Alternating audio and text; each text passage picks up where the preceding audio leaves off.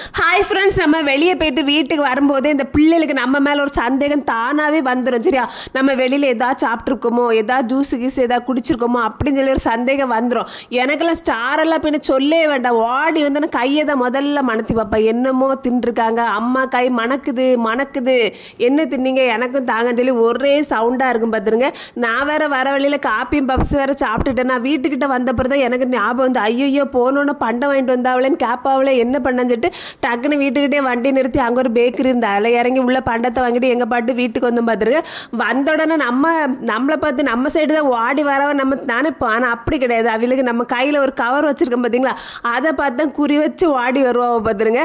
பின்ன பிள்ளைகள் தெரியுமா, சின்ன பிள்ளைகள் எல்லாமே அப்படி தான் இருக்குது. நானுமே அப்படி தான். எங்கள் அப்பாலாம் வேலை முடிஞ்செல்லாம் வரும்போது கையில் என்ன இருக்குது, எங்கள் அண்ணனும் அப்படி தான் வேலை முடிஞ்சு வரும்போது ஏதாவது பண்டம் வாங்கிட்டு வரானா அப்படி தான் நாங்கள் அப்படியே வாய் பார்த்துட்டு இருப்போம் பார்த்துருங்க. அதே பழக்கம் தான் பிள்ளைகள். பொதுவாக பிள்ளைகளுக்கு எல்லாட்டையும் இந்த குணம் இருக்கும் போல இருக்குது.